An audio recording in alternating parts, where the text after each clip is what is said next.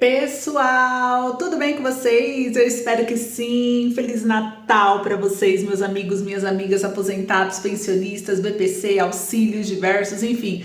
Você inscrito que inclusive hoje, nesse dia especial, separou um pouquinho aí do seu tempo para vir aqui se dedicar às informações, confiando no nosso canal, na nossa comunicação, e eu me sinto honrada de ter você aqui nesse dia tão especial junto comigo. Muito obrigada por não me abandonar, ainda mais nesse dia de hoje, e eu desejo um Feliz Natal incrível para você, para sua família, que Deus abençoe muito a vida de cada um de vocês, tudo bem? Obrigada mais uma vez, Feliz Natal a todos. Como que vocês estão, hein? Vocês estão em casa, estão na casa de algum parente, tá com a família aí, como que estão tudo? Um beijo grande a todos e a família de vocês também que estão aí acompanhando. Bom, gente, eu sou a Ana Paula, estamos aqui nesse dia de Natal com mais um boletim informativo para vocês. Eu vou trazer algumas mudanças porque o governo propõe uma idade mínima de 55 anos para aposentadoria. Eu vou explicar as regras, vamos trazer aqui algumas outras informações e acontecimentos, né, que são importantes nesse dia de hoje e você não vai querer perder. Então fica comigo até o finalzinho. Antes eu queria só convidar rapidinho quem ainda não é inscrito a se inscrever no canal, ativa o sininho de notificação, compartilha. Lembrando que o Alô INSS é um dos maiores e principais canais de previdência da internet e todos os dias, gente, eu trago boletim aqui informativo todos os dias. Então se inscreve, deixa like, compartilha, bem-vindo, bem-vinda e bora lá para as notícias, ficar bem informado.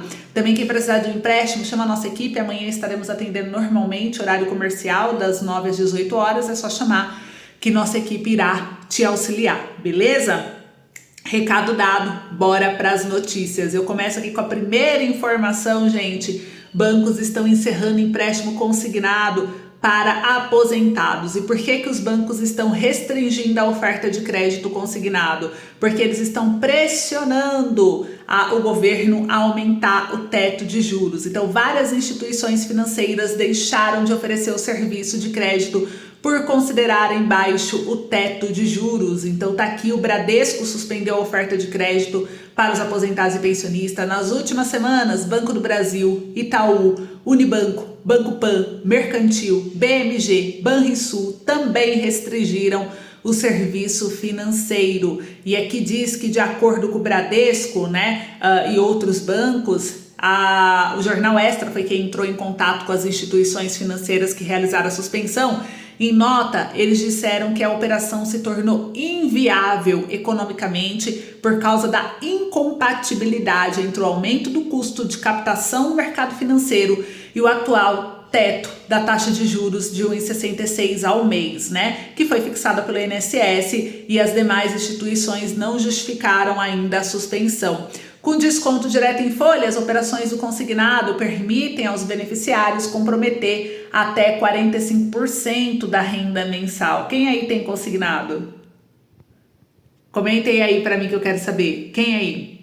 Aposto que a maioria, 35% no empréstimo, 5% no cartão RMC, 5% no cartão benefício. Quem é do BPC? 30% no empréstimo, 5% no cartão, só tem direito a um cartão, ou é o RMC ou é o benefício, vai depender do banco. E o prazo para pagamento, em todos os casos, é até 84 vezes, que seria 7 anos.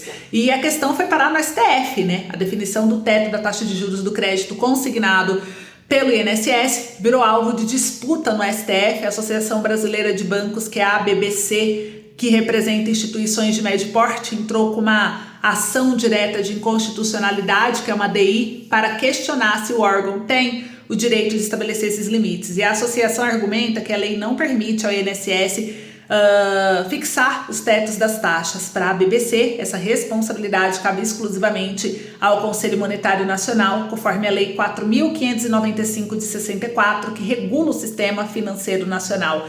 E a BBC ainda aponta que o uso da Selic como referência para a fixação do teto de juros não reflete corretamente os custos da captação a longo prazo, que leva a distorções no modelo. A associação também critica a rapidez com que o teto é reduzido quando a Selic cai, mas a demora em ajudá-los quando a taxa sobe. Então, o INSS diz que o assunto é de responsabilidade do Ministério da Previdência. Em manifestações anteriores, a pasta afirmou que as alterações geraram benefícios diretos aos aposentados e pensionistas, e isso tem provocado um efeito positivo na tomada de crédito inicial, mais barato, e de modo mais significativo na portabilidade e no refinanciamento dos contratos, com condições mais vantajosas que as vigentes anteriores. Porém, o que o governo te conta é que isso é um disfarce, né, gente? A Selic subiu, a Selic baixou, ele baixou o teto de juros. Agora a Selic aumentou, ele não quer aumentar. Então gerou esse problema com os bancos, por isso que os bancos estão suspendendo a contratação e a oferta de crédito. E só que o governo está disfarçando, ele não quer aumentar porque tudo está aumentando. Inclusive em maio, vocês viram aí, o ICMS de importados vai subir de 17% para 20%. Então eles estão só aumentando mais imposto e tirando mais do pobre. Para não sentir tanto isso no dia a dia, o que ele faz? Ele fala, não, mas se você contratar crédito, veja que o crédito tá barato ainda, tá tudo subindo, mas o crédito, os juros não subiu não, o Brasil tá ótimo.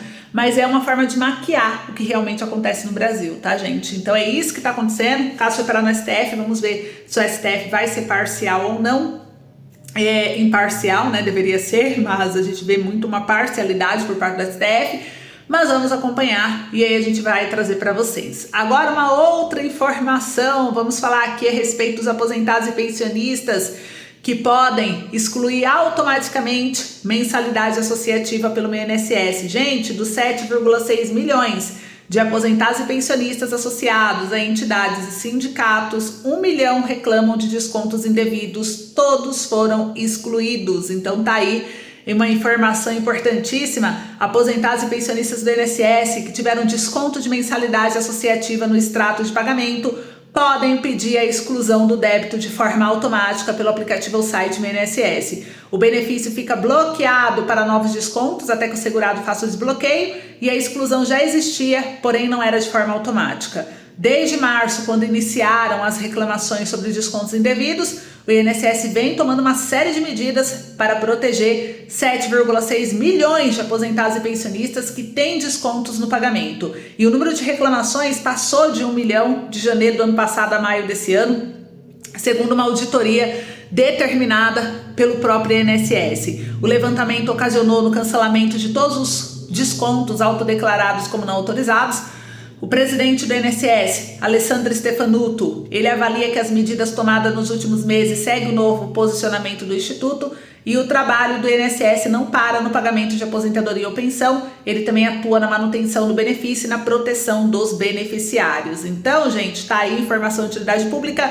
Alguém aí conseguiu conferir se estava tendo desconto indevido na folha? E quem teve, conseguiu resolver? Comente aí para mim que eu quero saber. Enquanto você comenta, eu vou trazer agora sobre o projeto da aposentadoria, gente. Olha só, né? O que aconteceu, saiu aqui em todas as manchetes. O governo envia ao Congresso um texto com idade mínima de 55 anos de idade para aposentadoria militar. Gente, a medida faz parte do corte de gastos proposto pelo governo. O texto também extingue pensão paga a militares expulsos, que é morte ficta, né? E prevê contribuição militar para fundo de saúde. Então o governo do Luiz Inácio Lula da Silva, eles enviaram antes do recesso, né, na terça-feira, dia 17 de dezembro, o projeto de lei que estabelece uma idade mínima de 55 anos para aposentadoria aos militares.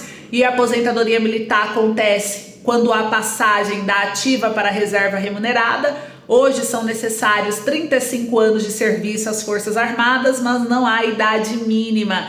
E o texto preveu ainda outras 3 mudanças: o fim da chamada morte ficta dos militares, pensão recebida quando são expulsos ou excluídos da Força Armada, extinção de transferência de pensão militar e uma contribuição ao Fundo de Saúde em 3,5% do salário dos militares até janeiro de 2026. E aí o que aconteceu, né?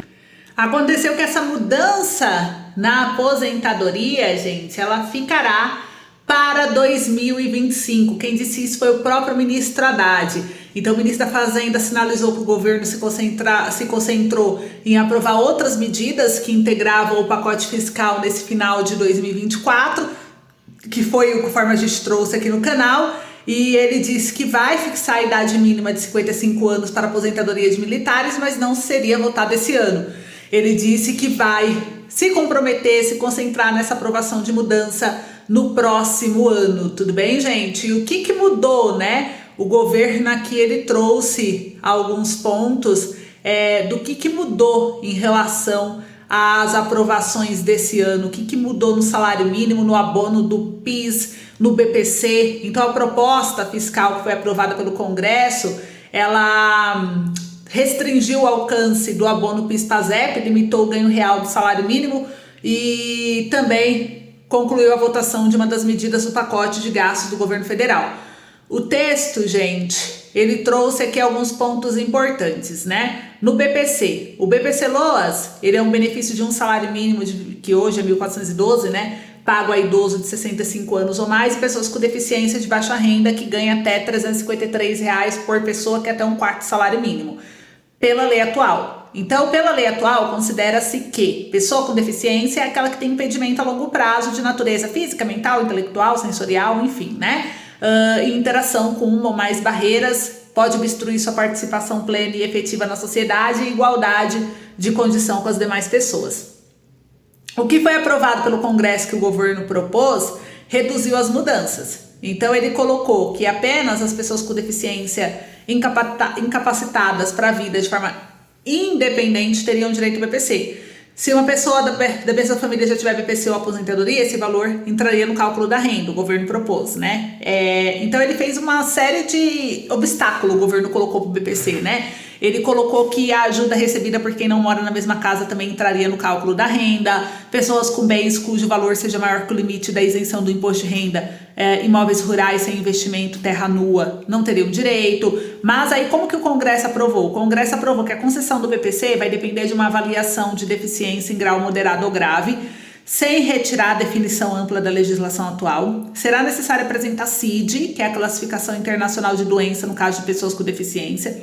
A renda do cônjuge ou companheiro que mora junto não será considerada para verificar se há direito ao benefício. Mais de uma pessoa da mesma família pode receber o benefício. O cálculo da renda familiar deve considerar a soma dos rendimentos brutos mensais dos membros da família que vivem na mesma casa. E é obrigatória a atualização para cadastro desatualizado há mais de 24 meses, tudo bem? Então, o governo também trouxe outra mudança, gente. Abono do PIS/PASEP. O que mudou, né? O Congresso aprovou que estabelece uma regra de transição que vai reduzir aos poucos a renda máxima das pessoas com direito. O limite será de 1,5 salário mínimo e não mais para quem ganha até 2 salários mínimos.